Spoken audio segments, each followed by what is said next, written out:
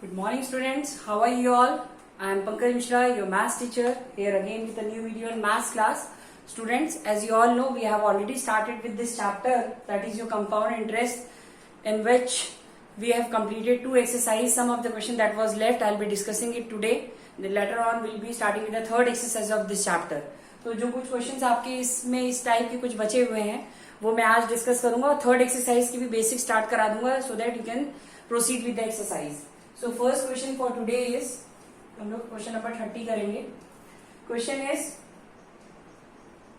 Question आपको दिया है 31. 30 तक तो आप कर सकते हैं, सिंपल टाइप का ही था. 31 will start with 31. The simple interest on a certain some for 3 years is 225 and the compound interest on the same sum at the same rate for 2 years is 153. Find the rate of interest and the principal. देखिए question के starting में आपको दिया है कि simple interest for 3 year जो है वो आपका ₹225 है. तो आप लोग ये बताइए, अगर हम लोग 1 year के लिए निकाले सिंपल इंटरेस्ट तो 225 अपॉन 3 हो जाएगा. सो दिस विल बी 75, है ना.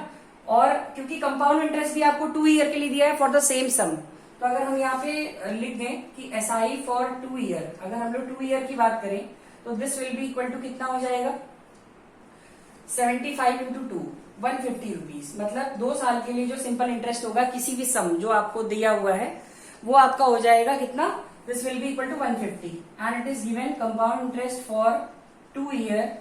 ये आपको दिया है क्वेश्चन में 153. Compound interest for 2 year is 153. अब आपसे क्वेश्चन में पूछा है find the rate of interest. अब आपसे क्वेश्चन में पूछा है find the rate of interest. अब आपको क्या करना है कि सॉल्व करना है ना, ठीक है. तो अब आपको क्या करना है, पहले देखिए इनके बीच में डिफरेंस कितने रुपए का है. डिफरेंस इन इंटरेस्ट कितने रुपए का आएगा, तो ये हो जाएगा आपका 153 माइनस 150. 3 रुपीज का डिफरेंस दिख रहा है आपको, ठीक है. तो 3 रुपीज का डिफरेंस के साथ अगर हम इसको सॉल्व करें तो पहले क्वेश्चन में आपसे रेट ऑफ इंटरेस्ट बोला है, तो SI इक्वल टू फॉर्मूला होता है P into R into T by 100, यही होता है. तो अगर हम इसको सॉल्व करें प्रिंसिपल निकालने के लिए, सॉरी रेट निकालने के लिए, तो SI into 100 upon P into T, यही होगा आपका. अब ध्यान से देखिए, इधर 3 रुपए जो था वो इंटरेस्ट था, तो रेट निकालने के लिए अगर हम देखें तो 3 इंटू 100 हो जाएगा. और फर्स्ट साल के लिए प्रिंसिपल जो होगा वही, मतलब जो वैल्यू होगी आपकी, जैसे SI for the first year, तो 3 रुपीज का जो इंटरेस्ट है वो 75 रुपए पे रहा होगा, ठीक है. 75 रुपीज पे 1 साल के लिए. हाँ, तो ये 75 बाय क्या हो जाएगा आपका 1 साल के लिए, तो 325 से 25 4 से कितना आ गया, रेट आ गया आपका 4%. और आपको देखिए क्वेश्चन में और पूछा हुआ था फाइंड द प्रिंसिपल. अब आपसे क्वेश्चन में बोला है फाइंड द प्रिंसिपल, तो प्रिंसिपल निकालने के लिए सिंपल है. आपको प्रिंसिपल के लिए फॉर्मूला थोड़ा सा चेंज कर दीजिएगा. Principal will be SI into 100 upon SI into 100 into R into T. Principal SI आपका 225 था 3 साल के लिए, 100 अपॉन रेट कितना हो गया 4%, और टाइम आपका कितना हो गया, टाइम आपका 3 years के लिए दिया था, तो 375 जा 425 जा. इसको जब आप सॉल्व करेंगे तो 1875, this will be equal to 1875. This will be the principal.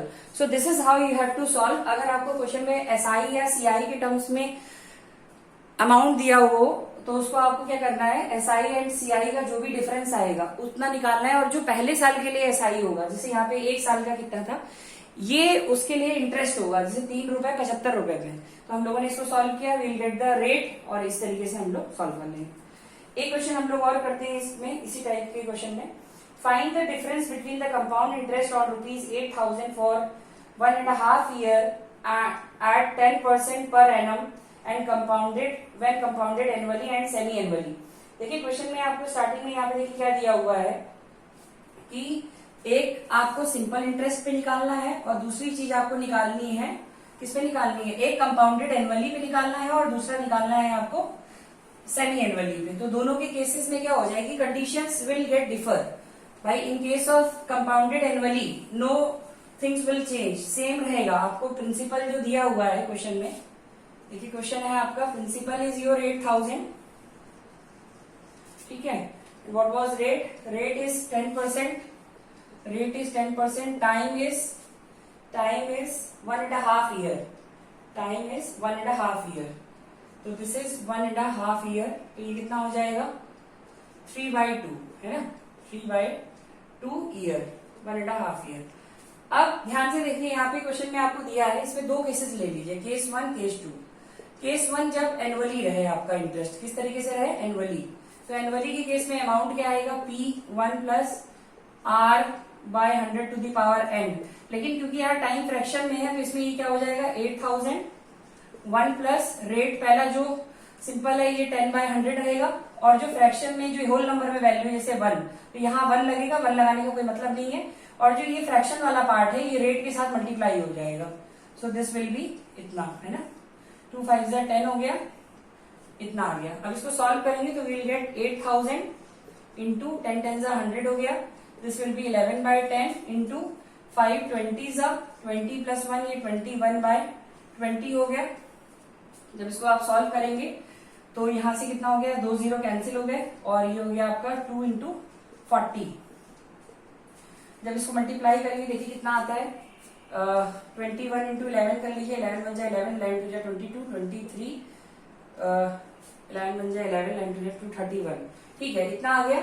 अब इसको 4 से इंटू कर लेते हैं, 4 1 जा 4, 4 3 जा 12, और 4 जा 8 9, दिस विल बी 9240, 9240, ये आपका क्या आ गया, अमाउंट आ गया, ठीक है।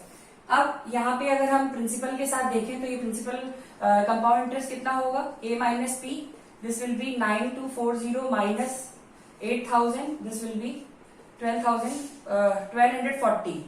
ये आपका आ गया केस बेटा, जब आपका क्या हो जाएगा कंपाउंडेड एनुअली के केस में।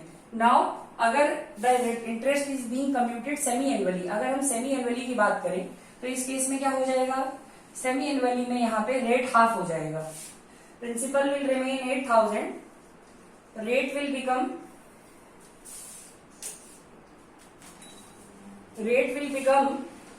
10/2, so this will be 5% and time will be 3/2, तो 2 से इंटू करते हैं तो 3/2 ईयर, ठीक है।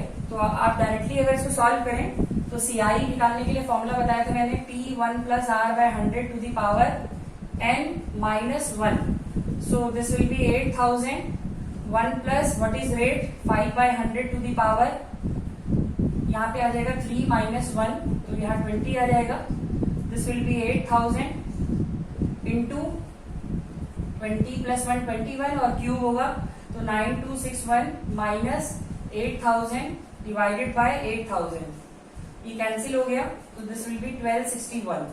यहाँ पे 1240 आ रहा है, यहाँ 1261 आ रहा है, तो दोनों का डिफरेंसेस अगर निकालें तो C1 CI2 माइनस कर दें तो 1261 minus 1240, this will be equal to 21। So this is how you have to solve. अगर आपको क्वेश्चन में क्या दिया हुआ है, सेम सम पे एक बार आपको एनुअली दिया हुआ है and for the same sum it is given, it is computed semi annually, तो इस तरीके से आपको क्वेश्चन को करना है। So this was all about the second exercise. Today will be starting with the third exercise also, I will be solving some of the questions for you, ठीक है, ताकि आप लोग आगे के क्वेश्चन को ट्राई करिएगा और जो भी डाउट होता है उसको पूछिएगा, ठीक है।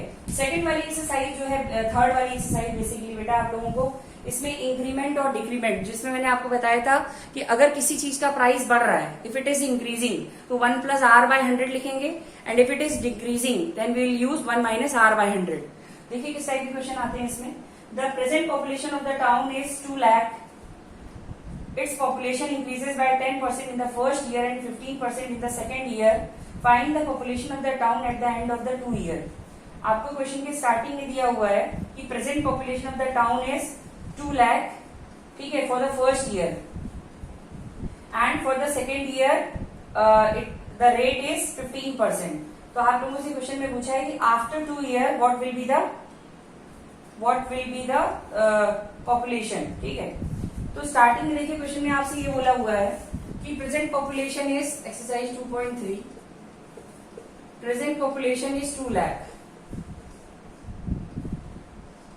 ठीक है। Rate of interest R1 is कितना दिया हुआ है 10%, एंड टाइम पीरियड इज, नहीं, फॉर द फर्स्ट ईयर के लिए हम लोग पहले अमाउंट निकाल लेते हैं, तो this will be 1 plus, increase हो रहा है so will use positive sign, so this will be 2 lakh 1 plus 10/100 to the power 1, 1 तो सेम ही रहेगा, 10 10 से 100 हो गया। दिस विल बी कितना आ जाएगा, ये 2 लाख रहेगा इंटू 11/10, इसको मल्टीप्लाई कर लेते हैं यहाँ से, तो ये कितना हो जाएगा 11 2 22 और पीछे ये वैल्यू कर देंगे, ठीक है। तो आपका ये आ गया 1 2 3 4, ठीक है।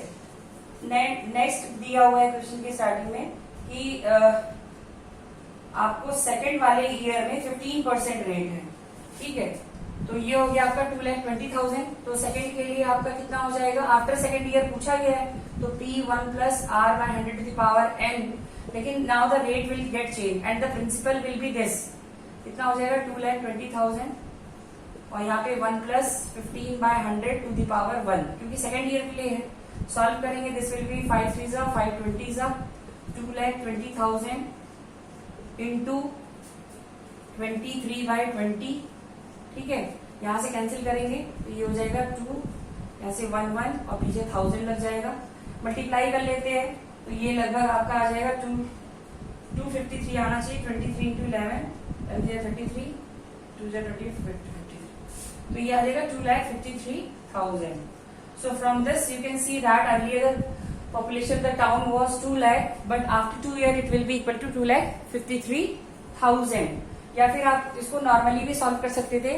फर्स्ट ईयर के लिए जैसे सिंपल इंटरेस्ट निकालते थे, 1 साल का निकालते, देन ऐड करते तो सेकंड ईयर के लिए अमाउंट बन जाता, फिर सेकंड ईयर के लिए रेट को बस चेंज करना पड़ता और डायरेक्टली आपका आंसर आ जाता। So from this question you can see this is the population of the town was being increasing, it was being increasing, that's why I have used positive sign here। अगर किसी का price कम हो रहा हो तो यहाँ पे नेगेटिव का साइन यूज करते हैं, ठीक है। इसी तरीके से आपको क्वेश्चन करना है। एक क्वेश्चन और इम्पोर्टेंट मैं आपको करा रहा हूँ। अच्छा, कहीं पे भी अगर हेंस लिखा है या लेटर लिखा है या आफ्टर लिखा है तो हमेशा पॉजिटिव होगा, लेकिन कहीं पे लिखा हुआ है अगो या बिफोर, तो इस केसेस में आपको क्या करना है, हमेशा माइनस साइन लेके करना है। एक क्वेश्चन मैं आपको कराता हूँ पॉपुलेशन से related. The population of the city increases each year by 4% of which it had been at the beginning of the year. If the present population of the town is 6764 times 0, find the population 2 year hence and find the population after 2 year, ठीक है। तो यहाँ before 2 year, before पूछा गया है 2 years ago। तो यहाँ पे क्वेश्चन में आपको करना क्या है, बेसिकली कुछ नहीं करना है, सिंपल सा है। जो प्रेजेंट पॉपुलेशन आपको दी हुई है उसके हिसाब से हेंस वाला पूछा गया है, तो प्रिंसिपल हो जाएगा आपकी वाली। जैसे यहाँ पे देखिए क्वेश्चन में आपको मैं सिखा दे रहा हूँ। आपको फर्स्ट क्वेश्चन में दिया था पॉपुलेशन, जो प्रेजेंट पॉपुलेशन थी वो थी आपकी 6764 times 0, ठीक है। And the rate was, rate कितना है आपका 4%, रेट जो है 4% है। तो यहाँ पे आपसे क्वेश्चन में पूछा गया है कि 2 year hence, 2 year hence का मतलब हुआ आपसे 2 साल बाद की पॉपुलेशन पूछा है। तो 6764 times 0, 1 plus rate will be 4/100 to the power 2 साल का पूछा है, तो यहाँ पे 2 लग जाएगा, कैंसिल करेंगे तो दिस विल बी 4/25, ये आ जाएगा 6764 times 0 multiply by 25 plus 1, 26 into 26 और 25 इंटू 25। इसको सॉल्व करेंगे तो आपको पॉपुलेशन मिल जाएगी 2 साल बाद की। अब यहाँ पे 2 year ago है, तो आपको बस एक बेसिक चीज सीखनी जो मैं सिखा रहा हूँ। जब आपको एगो दिया जाता है तो ये वाली जो प्रेजेंट पॉपुलेशन होती है यहाँ लिखना है आपको।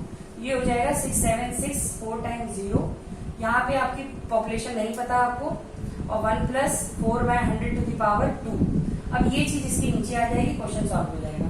6764 times 0 डिवाइडेड बाय, इसको काट लीजिए आपका 26/25 का स्क्वायर इक्वल टू p, ये ऊपर चला जाएगा। 6764 times 0 इंटू 625/676, ये तो देखिए डायरेक्टली कट गया पूरा, ये 1 हो गया, यहाँ 4 0 आ गए, तो डायरेक्टली आप देख रहे हैं यहाँ पे 6254 times 0, इससे कम आएगी, है ना। एगो है तो जाहिर सी बात है कम वैल्यू आएगी। So this is how you have to solve. अगर आपको पॉपुलेशन, कई बार ये क्वेश्चन आया हुआ है, पॉपुलेशन रिलेटेड कोई क्वेश्चन आता है तो this is how you have to solve. इस तरीके से क्वेश्चन को आपको सॉल्व करना है, ठीक है। अब डेप्रिशिएशन वाला कोई क्वेश्चन मैं आपको करा देता हूँ जिसमें वैल्यू डेप्रिशिएट कर रही है, ठीक है, तो आपको और क्लियर हो जाएगा। जैसे क्वेश्चन है, क्वेश्चन नंबर 7 देख लेते हैं।